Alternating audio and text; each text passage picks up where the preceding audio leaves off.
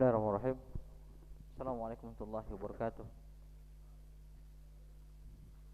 Innal hamdalillah nahmaduhu wa nasta'inuhu wa nastaghfiruh wa na'udzu billahi min shururi anfusina wa sayyiati a'malina. May yahdihillahu fala mudilla lahu wa may yudlil fala hadiya lahu. Wa asyhadu an la ilaha illallah wa asyhadu anna Muhammadan abduhu wa rasuluh. Allahumma salli ala Muhammad wa ala ali Muhammad. Ya ayyuhalladzina amanu taqullaha haqqa tuqatih wa la tamutunna illa wa antum muslimun.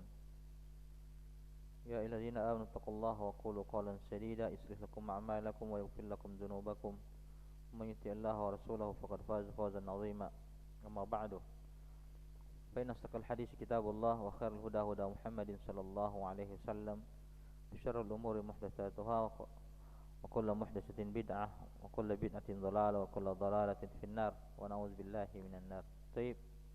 Ikhwani, akhwati rahimani wa rahimakumullah. Azanallahu wa iyyakum ajma'in.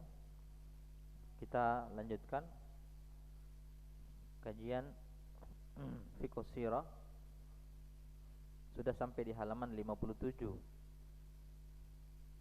Di paragraf yang ketiga, yaqulu Syekhul Islam Ibn Taimiyah.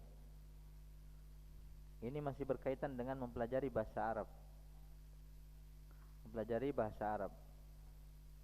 Yaqulu Syekhul Islam Ibn Taimiyah Abul Abbas, kunyanya Abul Abbas rahimahullahu ta'ala, semoga Allah merahmati beliau. Fa inna nafsal lughatil arabiyyah minad din. Sesungguhnya bahasa Arab adalah bagian daripada agama. Bagian daripada agama. Wa ma'rifatuha fardun wajibun. Mempelajari bahasa Arab adalah fardu. Fardun wajibun. Subhanallah. Fa inna fahmal kitabi was sunnati fardun wajibun. Memahami Al-Quran dan memahami sunnah itu perkara yang wajib. Perkara yang wajib. Wala yufhamu illa bifahmil lughatil arabiyyati.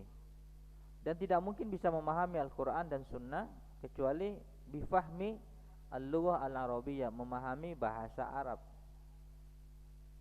Wa ma la yatimmu al-wajibu.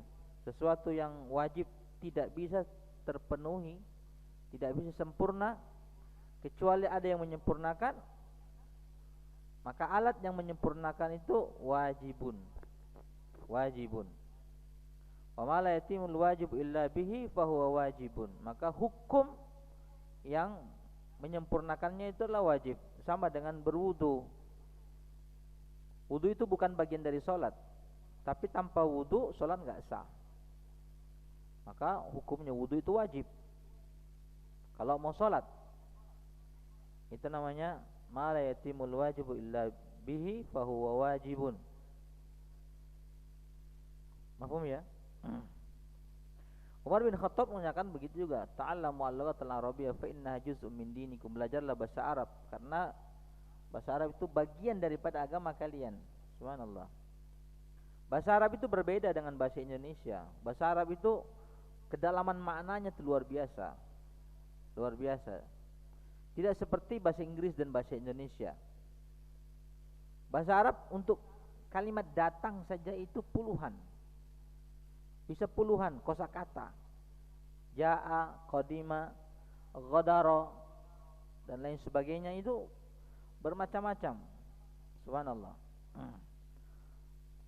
Kalimat sahaba, sahibun, qarinun, zamilun, sadiqun, itu ada tingkatan-tingkatannya. Itu bahasa Arab. Itu bahasa Arab, subhanallah. Dan bahasa Arab itu bahasa tertua, salah satu bahasa tertua. Maka mempelajarinya itu perkara yang wajib. Perkara yang wajib. Dulu di zaman Imam Malik yang enggak bisa bahasa Arab, enggak mempelajari bahasa Arab, enggak boleh masuk Masjid Nabawi itu. Enggak boleh masuk Masjid Nabawi kalau enggak bisa, tidak mempelajari bahasa Arab. Subhanallah. Wa yaqul Imam Asy-Syatibi. Imam Asy-Syatibi nama Abul Ishaq dari Sativa, Spanyol. Kalau bahasa Arabnya jadi Syatibi. Imam Syatibi ini bukan ulama akidah, tapi dia adalah ulama bahasa. Itu Imam Syatibi. Dia ulama besar di bahasa dan qiraah. Maka ada namanya qiraah Syatibi. Ada bukunya itu, qiraah Syatibi, sekitar 1500 halaman dalam bahasa Arab. Sepertinya belum diterjemahkan itu. Yaqulu Imam Syatibi rahimahullahu taala. Imam Syatibi di kalangan NU enggak diterima ini. Karena beliau adalah ulama Ahlussunnah. Di kalangan Asy'ari enggak diterima. Rahimahullahu taala, semoga Allah merahmati beliau. Anil Qur'anil Karim, terkait dengan Al-Qur'anul Karim, tentang Al-Qur'an. Faman arada tafahhumahu, siapa yang ingin memahami Al-Qur'an, tafahhumahu,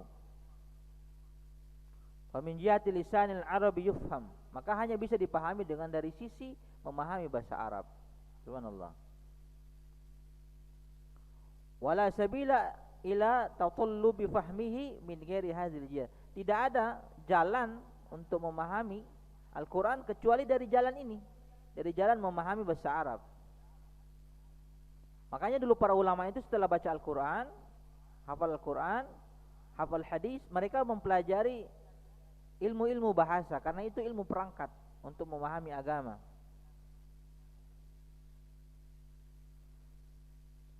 Maka orang-orang yang ingin mendalami agama itu harus ada kadar-kadar pemahamannya di sana, dari sisi bahasa iya, dari sisi nahwu shorab. Bahasa itu bukan nahwu shorab saja ya. Di sana ada apa? Di sana ada balaghah, ada ma'ani, ada isti'ar dan lain sebagainya. Ada syair-syair. Bagi orang-orang yang mendalami itu, memahami hal ini adalah sebuah keharusan. Ada kadar-kadar tertentu yang ia harus pelajari. Dari sisi syairnya, dari sisi tarikh adab bil lughahnya. Karena ini semua kaitannya Al-Qur'an. Rujukannya Al-Qur'an. Subhanallah. Maka tidak ada jalan untuk memahaminya kecuali dari sisi ini, dari sisi memahami memahami bahasa Arab. Dan subhanallah, bahasa Arab itu indah, begitu indah bahasa Arab itu, luar biasa. Wa qala aidan, dia juga berkata, Imam Syatibi berkata rahimahullahu taala, asy-syari'atu arabiyyah. Syariat Islam itu ya bahasa Arab.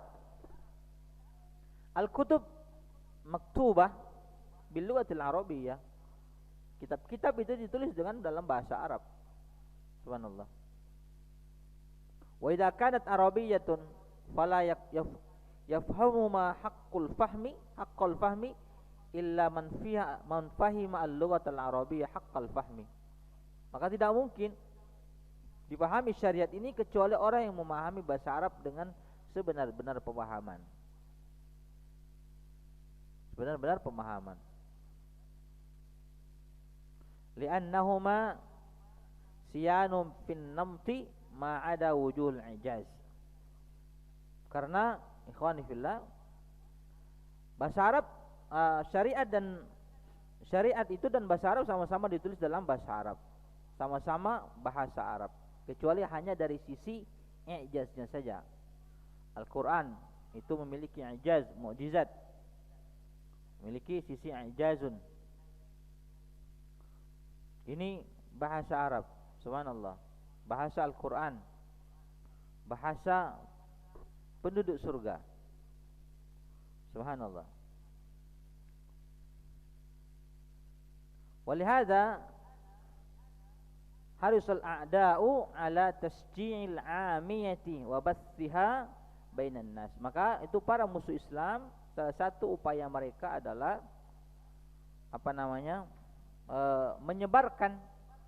menyebarkan bahasa-bahasa amiyah, bahasa-bahasa rusak.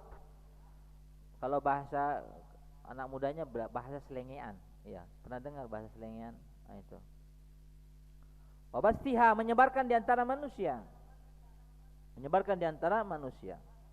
Ini salah satu bentuk mereka musuh-musuh Islam untuk menjauhkan generasi Islam daripada Al-Quran, daripada syariat, dengan tidak apa namanya, dengan menyebarkan bahasa-bahasa yang rusak. Subhanallah. Lidrakihim anna al-lughat al-arabiyyah hiya al-jasru atau al-jisru boleh. Lidrakihim, karena mereka mengetahui, idrak dari kalimat adraka yudriku, idrakun. Lidrakihim, orang-orang yang musuh Islam memahami betul anna al-lughat al-arabiyyah, bahwa bahasa Arab hiyal al-jasru, jembatan, penghubung, konektor, alladzi yarbutu fima bainahum, yang mengikat di antara mereka, menguatkan hubungan di antara mereka. Ini bahasa Arab. Wa yasiluhum bil Qur'anil Karim, menyambungkan mereka dengan Al-Qur'anul Karim. Subhanallah. Was sunnah an-nabawiyah al-mutahharah, dan sunnah Nabi yang suci. Ya, hubungan kita dengan mereka, dengan Al-Quran dan Sunnah, dengan bahasa Arab, melalui jalur bahasa Arab. Wat turas Islami al-azim, kitab-kitab at-turas, kitab-kitab para ulama yang ditulis tentu dalam bahasa Arab. Wala wusula kamilan ilal islami illa bima'rifati lughatihi, tidak mungkin kita mencapai mengenal Islam secara sempurna, secara baik, kecuali mengenal bahasa Arab. Ya, ini bahasa Al-Quran, allati biha nazal Al-Quranul Karim, yang dengannya Al-Quran turun. Al-Quran itu turun dalam bahasa Arab, tepatnya bahasa Quraisy.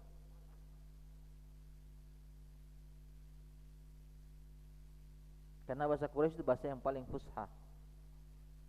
Wa duwinat biha sunnah, dan sunnah ditulis di dalam bahasa Arab. Subhanallah. Karena Nabi kita, Nabi Muhammad SAW itu orang yang paling fasih berbahasa Arab di antara seluruh sahabat. Itu Nabi SAW. Itulah kenapa beliau tinggal di Bani Sa'idah itu 4 tahun untuk membiasakan logat, membiasakan lidahnya berbahasa Arab dengan bahasa fusha. Itu Nabi SAW. Biasanya bayi-bayi itu kalau disusui di kabilah-kabilah Badui itu 2 tahun saja. Nabi SAW itu 4 tahun tinggal di sana. Seperti Hamzah itu 2 tahun, Abu Salama itu 2 tahun, Abu Sufyan bin Haris, sepupu Nabi SAW, anaknya Haris, anak tertua daripada Abdul Muttalib, itu 2 tahun. Tapi Nabi 4 tahun tinggal di sana. Itu semuanya untuk melembutkan lidahnya. Sebagaimana juga para imam, termasuk Imam Syafi'i rahimahullah taala, pernah tinggal di orang-orang Badui untuk menghafal syair-syair mereka, untuk memahami bahasa mereka, bahasa fusahnya. Wasutirat biha dawawinul Islam kafatan. Subhanallah. Ditulis peninggalan-peninggalan Islam, kitab-kitab Islam di dalam bahasa Arab semuanya. Walihada, oleh karenanya ikhwani fillah, kanal hujumu 'ala al-lughatil arabiyyah hajmatan 'ala ad-din. Menghancurkan bahasa Arab itu sama dengan menghancurkan agama. Subhanallah. Menghancurkan apa? Bahasa Arab itu sama dengan menghancurkan agama. Hajmatan 'ala ad-din. Wa ajmatan lisan, wajmatul lisani tu'qibu ajmatan fil qalbi wal fikri. Membuat bahasa Arab ini asing di lidah, mengakibatkan juga asing di hati dan asing di hati dan di pikiran manusia. Subhanallah. Bahasa Arab itu insya Allah tidak terlalu sulit. Masih sulit bahasa Inggris menurut saya ya. Menurut saya lebih sulit bahasa Inggris. Bahasa Inggris kita harus bengkok-bengkok lidah kita itu. Lain tulisannya, lain dibaca itu. Kalau bahasa Inggris kita harus ada listening kan. Kalau bahasa Arab enggak. Zahaba enggak dibaca zohobo kan. Ya kan? Bahasa Inggris kan tulisannya HEARTH. Bacanya apa? Hard kan? Sulit. Sulit. Tulisannya C-U-T-E, T-E ya. Kuti, bacanya cute. Berarti harus pakai listening. Kalau bahasa Arab tidak perlu. Bahasa Arab tidak perlu. Ya Hanaf ya, ini bahasa Arab bisa kan bahasa Arab? Ya, Hanaf. Ya. Tidak perlu bahasa Arab. Sesuai dengan wazannya kita baca. Wa wa'duha waddu lihamlatiha wa qiwamiha atau wa qawamiha. Mengubur, mematikan bahasa Arab itu sama dengan mematikan apa kandungannya. Apa tiang-tiangnya? Kandungannya itu peradaban Islam. Peradaban Islam. Karena sumber peradaban Islam itu Al-Quran dan Sunnah. Fasilitas apa namanya? Alatnya adalah bahasa Arab. Alatnya adalah bahasa Arab.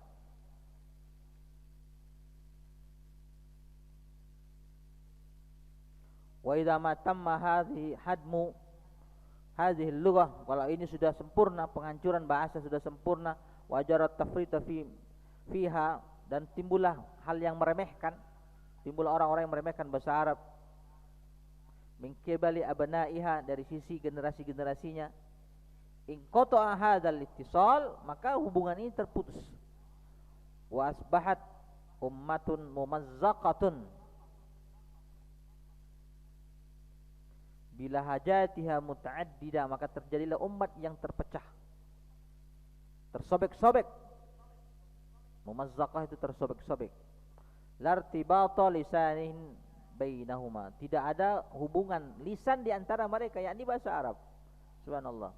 Kalau kita dengar bahasa Arab yang fusha itu luar biasa indah ya. Dari syekh-syekh itu kalau ngomong, subhanallah. Dulu guru saya itu kalau main tenis meja sambil bahasa Arab itu, subhanallah, ini indah sekali itu. Main bola, komentatornya ya di sana di pondok itu bahasa Arab itu luar biasa. Sama dengan komentator-komentator di TV itu. Subhanallah. Sebuah keindahan yang luar biasa. Oh ya.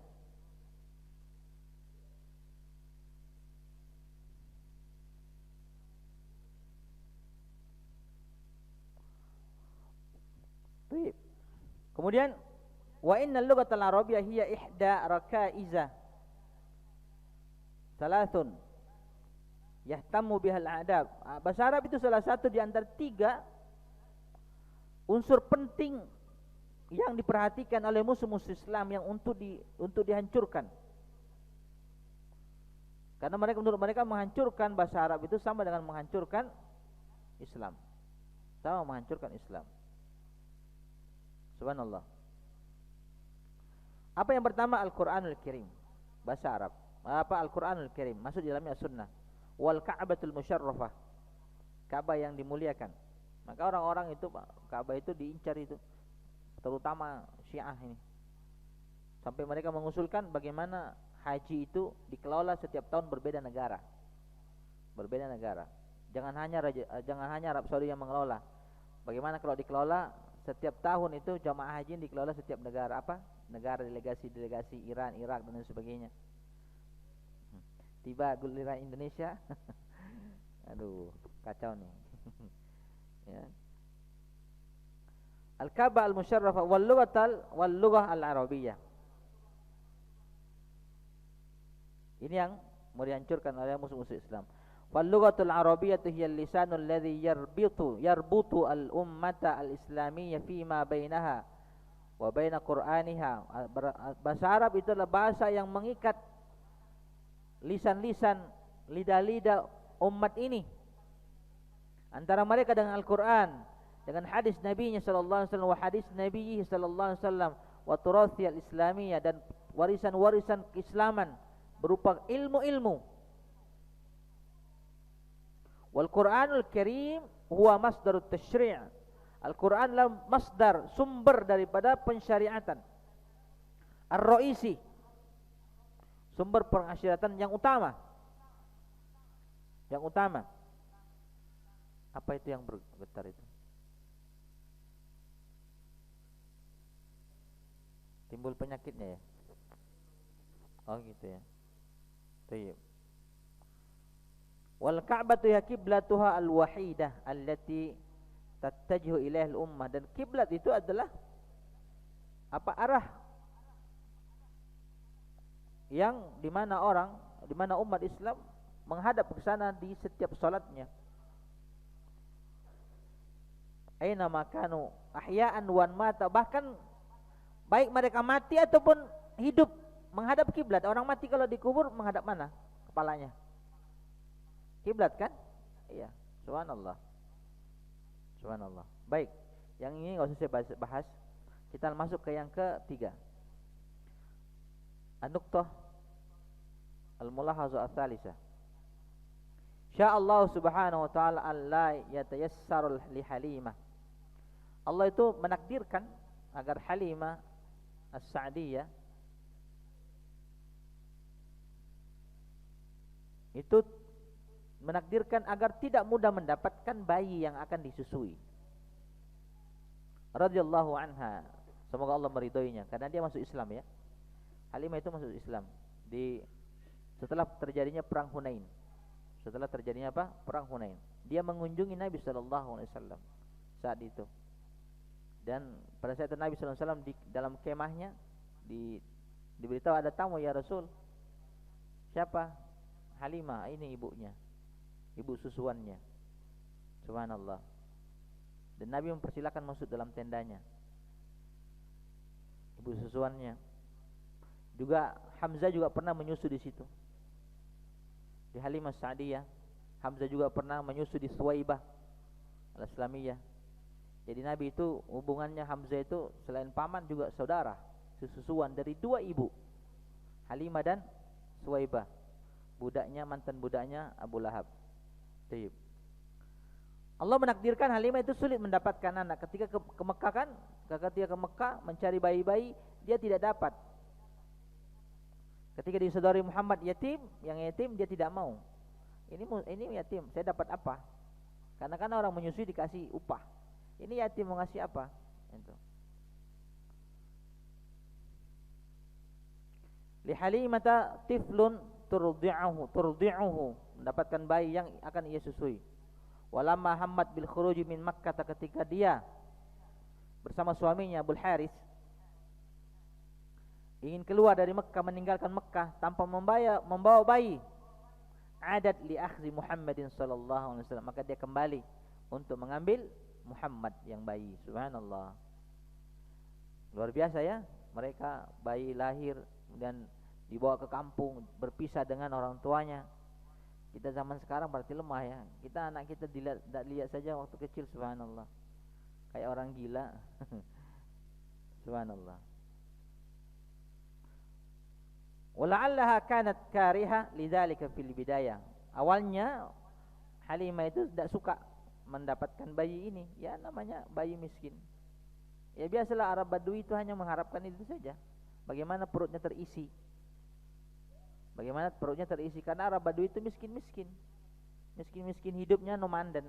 Hidupnya dalam kemah. Ketika ada air situ tinggal, ketika airnya habis pindah lagi mengembala. Jadi ketika pindah kembalaannya dibawa. Itu mereka hidupnya susah. Berbeda dengan orang-orang Mekah yang sudah kontaminasi dengan hidup yang modern. Karena Mekah itu di zaman itu kota metropolitan.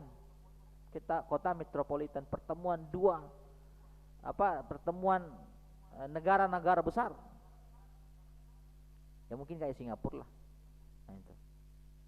Orang yang mau ke Yaman mampir ke Mekah dari Syam. Dari Yaman mau ke Syam mampir ke Mekah. Semuanya. Kalau mau ngambil jalan jalan yang biasa, mampir nanti ke Madinah. Tapi kalau tidak, jalan ke pinggiran laut. Sebagaimana jalan yang pernah ditempuh oleh Nabi sallallahu alaihi wasallam ketika hijrah. Taib. Walamma akhadhathu wa arafathu tamassakat bihi. Wa ra'at anna maslahataha wa maslahata usratiha fi tamassuki bi hadzal tifl al-mubarak. Ketika dia mengambilnya, subhanallah, mengenalnya, maka dia tenang, subhanallah. Dia tenang. Karena dia mendapatkan keberkahan.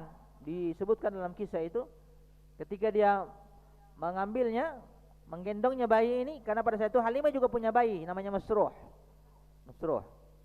Ketika perjalanannya dari Taif, dari apa namanya, kampungnya ke Mekah itu, anaknya menangis terus sepanjang malam karena kelaparan. Kalau Halimah tidak punya ASI pada saat itu. Nah, ketika dia menggendong Muhammad, ASInya penuh. Subhanallah. Ini keberkahan dari salah satu bentuk keberkahan dari Allah Subhanahu wa taala. Mungkin bisa masuk dari perkara mukjizat. Sehingga anaknya Masruh dan Muhammad yang kecil ini menyusu, kenyang dan tidur mereka. Subhanallah. Apa kata dan mereka bisa tidur pada saat itu. Apa kata Halimah? Saya tidak pernah menemukan keindahan malam selain ini. Sebelumnya tidak pernah dapat. Subhanallah. Yang ontanya yang berjalannya pelan-pelan, dengan Muhammad di atasnya, bisa berjalan dan mendahului orang-orang yang berangkat bersamanya. Kan mereka berangkat bareng rombongan tuh. Itu ketika mereka dapat semua, bayi pulang, tinggal Halimah sendiri. Bisa menyusulnya. Subhanallah. Fi tamassuki bihadza tifl al-mubarak alladhi a'radat anhu jami'an niswah fil bidayah. Yang di mana bayi ini awalnya itu kan ditawari semua itu wanita, ini. Siapa yang mau ini? Ditanya anak siapa? Anaknya ini yatim. Enggak ada yang mau. Jadi semua wanita menolaknya. Subhanallah.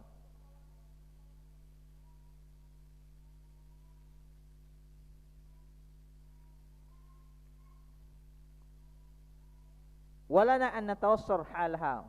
Maka kita coba membayangkan kondisinya. Natawassar itu imagine, mengimajinasikan kondisinya. Wa hiya ta'khuzu ala madadin. Ketika Halimah itu mengambilnya dalam kondisi malas, enggan. Madad itu enggan. Wa tukhatibu nafsaha qailatan. Dia berbisik pada dirinya sendiri, ma balu hazzi al-athir. Alangkah ruginya saya, alangkah celakanya saya. Subhanallah, nasibku kok seperti ini. Jauh-jauh dari kampung dapatnya bayi yatim. Ma balu hazzi al-athir. Kullun niswah yajidna ghayatahunna. Setiap wanita itu sudah mendapatkan apa yang mereka maui, yaitu mendapatkan apa? Bayi. Illa ana, kecuali saya. Wa hiya la ta'lam ma fi tayatil ghaib. Dia padahal dia tidak tahu apa yang disiapkan di perkara gaib untuknya, minal khair, dari kebaikan. Dari kebaikan. Subhanallah. Wa ma aktsaru ma nuwajihu nahnu min misli hadzal mawaqif.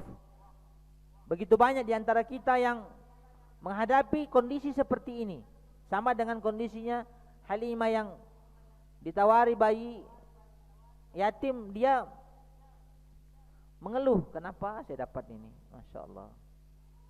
Padahal apa ada yang disiapkan di hal-hal yang ia tahu, dipersiapkan buatnya. Fi hayatina al-yaumiyah, dalam kehidupan kita sehari-hari.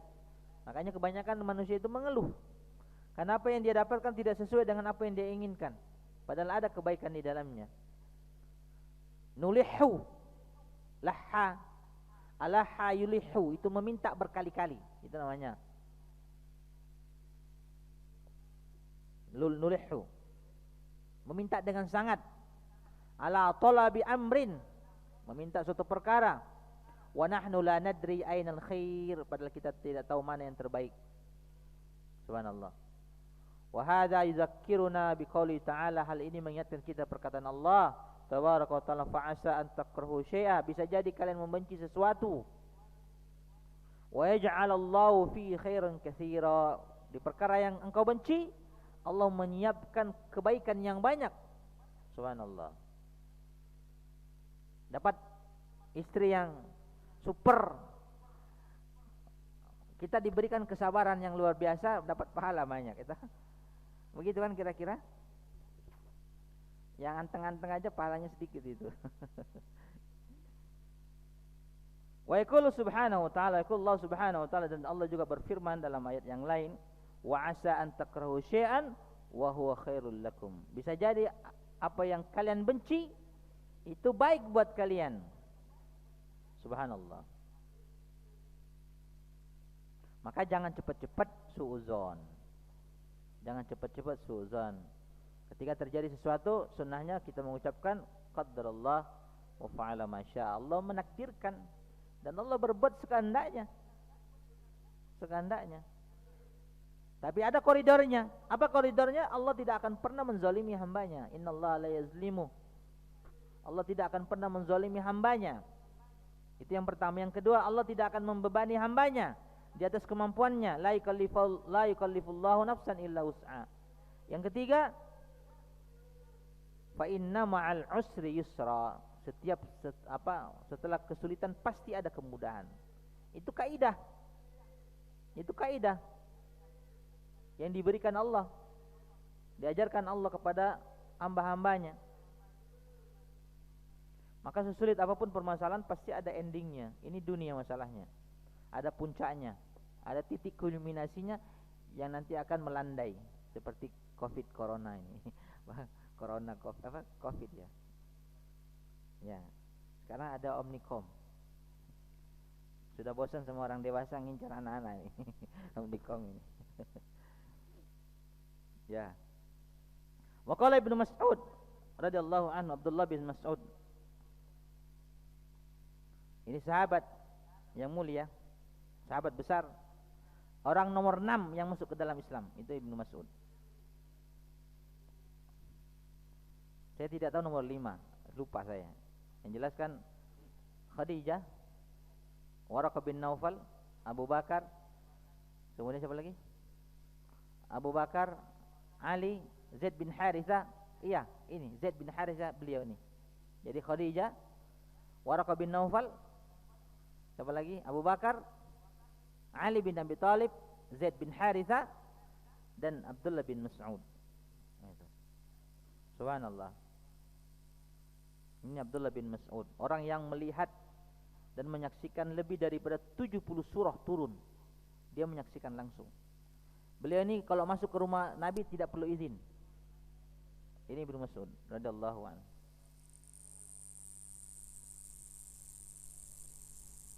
Nanti terbakar? Enggak. Terbakar alatnya, mixernya, beli lagi kita. Enggak ya.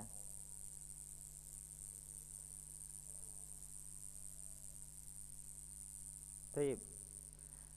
Apa kata beliau radhiyallahu anhu? Innal 'abda la yahummu bil amri. Sesungguhnya seorang hamba itu benar-benar menginginkan hamma yahummu, menginginkan satu urusan, minat tijarah dalam perdagangan, wal imarah dalam kekuasaan, hatta yaisara lahu, sampai dia dimudahkan baginya untuk mendapatkan itu. Fayanzurullahu ilaihi, maka Allah melihatnya, melihat hamba ini dan apa yang dia inginkan dari kekayaan, dari kekuasaan. Fayaqulullahu lil malaika, maka Allah berkata kepada malaikatnya, asrifuhu anhu, jauhkan perkara yang dia inginkan darinya.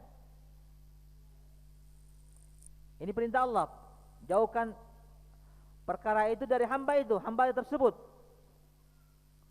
Fa inni in yassartuhu lahu adkhaltuhun nar. Kalau seandainya aku memudahkan baginya untuk mendapatkan kekuasaan itu, mendapatkan harta itu atau urusan dunianya, maka dengannya aku memasukkan dia ke neraka. Subhanallah. Mungkin gara-gara itu juga ya, Allah sayang kepada kita.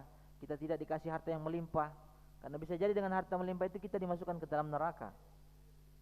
Gitu? Dikasih istri yang banyak 4, dengan itu kita dimasukkan ke neraka. Dikasih jabatan yang tinggi-tinggi, dengan itu kita dimasukkan ke neraka. Subhanallah. Fa inni in yassartuhu lahu adkhaltuhun nar. Kalau aku mudahkan baginya, kata Allah, maka dengan itu aku masukkan dia ke dalam neraka. Fa yasrifuhullahu anhu, maka Allah memalingkannya dari hal-hal tersebut. Fa yazillu yatatayyaru yaqul, maka orang itu masih tetap mengatakan, walaupun sudah dijauhkan dari perkara yang buruk, masih mengatakan yatatayyaru, itu menganggap jelek. Sabaqani fulan sudah mendahuluiku dari kekayaan, dari hartanya, dia sudah punya mobil, motorku masih bunyinya kredit. Subhanallah. Dahani fulan sudah beruntung sedangkan aku masih sial. Subhanallah. Wa ma huwa illa fadlullah, padahal itu adalah keutamaan Allah yang diberikan kepadanya. Subhanallah. Ini bentuk kecintaan Allah kepada hambanya.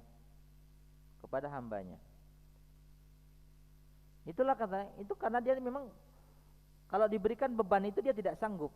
Maka dia akan melenceng jika diberikan beban tersebut. Wa min lutfillahi bi'ibad, dan dari kemuliaan Allah, kelembutan Allah. Salah satu nama Allah itu Al-Latif. Latif itu kelembutan Allah yang Allah berikan kepada hambanya, yang hambanya rasakan nanti. Maka Nabi Yusuf itu diuji sejak kecil, sudah diuji, dibuang di sumur, kemudian dibawa ke Mesir, ya, dibawa ke Mesir. Sampai di Mesir dijual, dipajang di tengah jalan, di pasar budak gitu. Beli budak ini, beli budak ini. Akhirnya dibeli oleh Imratul Aziz.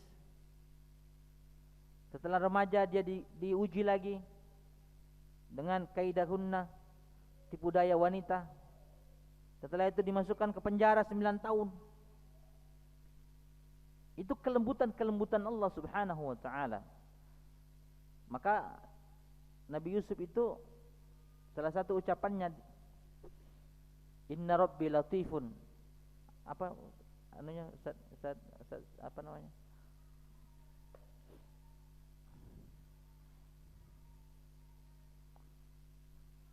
Ini kelembutan Allah Subhanahu wa taala kepada Nabi Yusuf.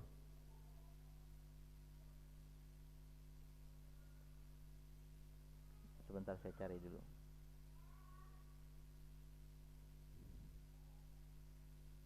Ini.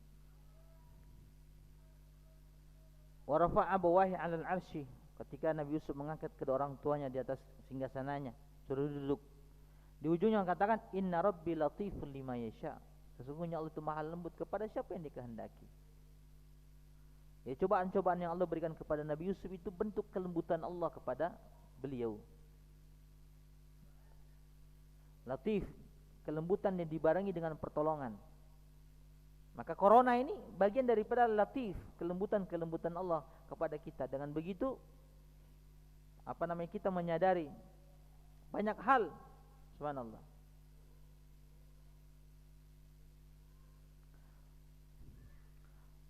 Jadi annahu yuqaddiru arzaqahum, maka Allah menakdirkan rizki-rizki mereka, menakar rizki-rizki mereka. Yuqaddir, menakar, bihasbi ilmihi, sesuai dengan ilmunya Allah, sesuai dengan ilmunya Allah, pengetahuannya Allah atas hamba tersebut, atas maslahat hamba tersebut, bimaslahatim la bihasbi muradi, bukan tergantung keinginan hamba, bukan tergantung keinginan hamba, tapi berdasarkan ilmunya Allah, pengetahuannya Allah untuk kemaslahatan mereka.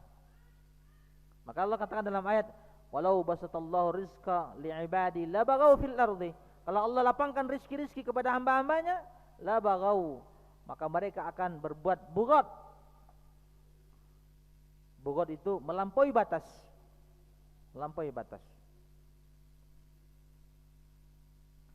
Faqad yuriduna syai'an, karena manusia menghendaki sesuatu, wa ghairahu aslah wa yuqaddirahumul aslah, padahal ada yang lebih baik daripada itu, maka Allah menetapkan untuknya yang lebih baik daripada apa yang dia inginkan.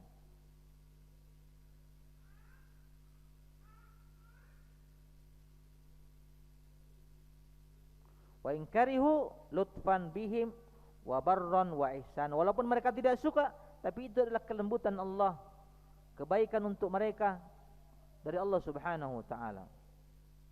Fa fi mauqifi Halimah hadza darsun lana, dalam posisi Halimah seperti ini pelajaran buat kita.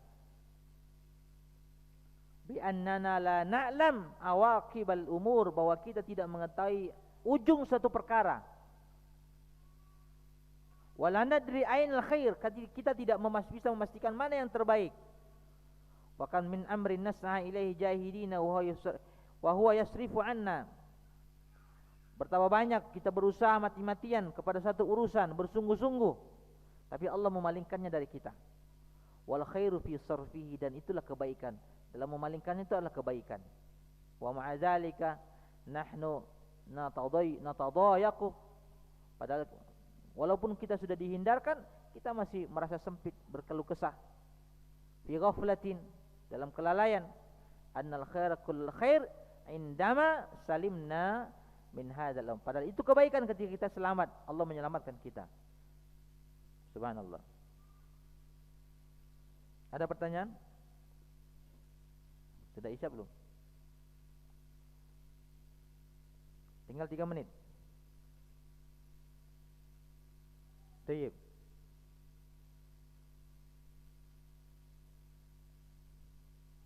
Kita masuk ke poin yang keempat. Alal qauli man qala, kalau seandainya kita menerima alal qaul, menerima perkataan atau menerima pendapat man qala, yaitu pendapat orang yang berkata in suki abi lahabin bisababi ataqihi Suwaibah li Suwaibata.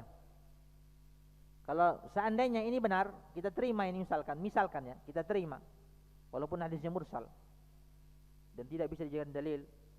Abu Lahab itu diberi minum di kuburannya setiap hari Senin. Disebabkan ataqihi, membebaskan Suwaibah, lamma basyarathu, ketika diberi kabar gembira bi maulidi Muhammadin sallallahu alaihi wasallam, dengan kelahiran Nabi sallallahu alaihi wasallam. Yumkinuna an nastafida min zalika, maka sangat mungkin kita mengambil pelajaran dari sini, walaupun perkataan ini tidak benar ya, hadis ini tidak benar ya. Jangan seperti orang yang salah satu habib itu ini sangat lancang mengatakan Allah menghendaki ada maulid di neraka. Subhanallah. Ada maulid di neraka. Tapi maulid di neraka. Sekalian aja ada tompang di sana. Kompang ya. Tompang, ada kompang. Subhanallah. Ini perkataan yang gulu ini. Ini asli perkataan apa? Gulu. Ada maulid di neraka, ada kenikmatan di neraka. Subhanallah, tidak ada kenikmatan di neraka. Semuanya adalah kesengsaraan. Kalau di kenikmatan itu di mana? Di surga. Yumkinuna an nastafida min zalika. Mungkin kita bisa mengambil faedah seandainya diterima ya. Ma fihi min isyaratin. Di dalamnya ada isyarat ila makanati muhabbatin Nabi sallallahu alaihi wasallam. Apa isyaratnya? Tentang kemuliaan dan ketinggian cinta kepada Nabi sallallahu alaihi wasallam. Subhanallah. Wa anna hubba Abi Lahab lir Rasul sallallahu alaihi wasallam. Sesungguhnya cinta Abu Lahab kepada Rasul yauma wulida ja'alahu yusqa. Kecintaan atau kesenangan Abu Lahab ketika Rasul sallallahu alaihi wasallam lahir menyebabkan ia diberi minum. Ma'anna Abu Lahabin kana musyrikan. Padahal Abu Lahab itu musyrik, mati dalam kesyirikannya. Belum mati badannya sudah bau, sudah busuk. Itu Abu Lahab. Belum mati badannya sudah busuk, sampai enggak ada orang yang menguburkannya. Akhirnya dilempar aja ke sungai, ke sumur. Setelah itu sumurnya ditimpukin batu. Itu ginjalnya rusak tuh, busuk, lambungnya busuk. Sampai orang-orang anak-anaknya enggak mau lihat itu. Itu ditulis di buku sejarah musuh-musuh dakwah Nabi sallallahu alaihi wasallam. Yang pertama itu Abu Lahab. Abu Lahab musuh-musuhnya di Mekah, musuh-musuhnya di Madinah. Saya kaget juga ketika lihat sejarah ini, karena ini buku ini baru pertama kali ditulis. Jadi spesial musuh-musuh dakwah Nabi sallallahu alaihi wasallam. Salah satunya juga di Madinah Abdullah bin Ubay bin Salul. Ada di rumah itu bukunya.